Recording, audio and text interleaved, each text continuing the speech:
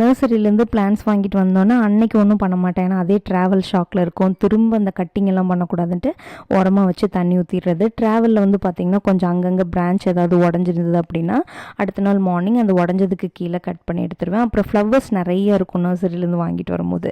நம்மளுக்கு மொட்டு வச்சா மட்டும் 1 வைக்குது, அங்கே வச்சா மட்டும் 3 நாள் வைக்குது, எப்படின்னே தெரியல. சரி அதெல்லாம் கட் பண்ணி உரமாக எடுத்துட்டேன். அப்புறம் ஒரு மரவட்டைங்க இவ்வளோ பெருசு, இந்த கலரில் நான் இப்போ தான் பார்க்குறேன். நீங்கள் இந்த மாதிரி பார்த்துருக்கீங்களா சொல்லுங்கள். ஸோ நான் என்ன கலர் ரோஸ் வாங்கினேன்னா டார்க் ரெட்டு, அப்புறம் ஒரு டார்க் பிங்க்கு, லைட் பிங்க்னா எனக்கு ரொம்ப பிடிக்கும். அப்புறம் ஒரு நார்மல் 7 days ரோஸ்ன்னு சொல்லுவாங்கள்ல, அது வாங்கியிருந்தேன். அப்புறம் ஒரு பிளான்ட் காமிச்சேன் தெரியுமா, ரெட்டு பிங்க்கு 2 இருக்குது அப்படின்னு சொல்லிட்டு, அதில் பிங்க் வாங்கினோம்.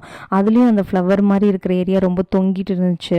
பிளான்ட் ரொம்ப சின்னதாக இருக்குது, எதுக்கு இவ்வளோ ஹெவியாக அது கேரி பண்ணணும்னு சொல்லி அதையும் கட் பண்ணி எடுத்துட்டு, கட் பண்ண ரோஸ் எல்லாம் தண்ணியில் போட்டு வைக்கிறது எனக்கு ரொம்ப பிடிக்கும். 10 நாள் ஆனாலும் அப்படியே இருக்கும். உங்களுக்கு ரோஸை என்ன பண்ண பிடிக்கும் சொல்லுங்கள்.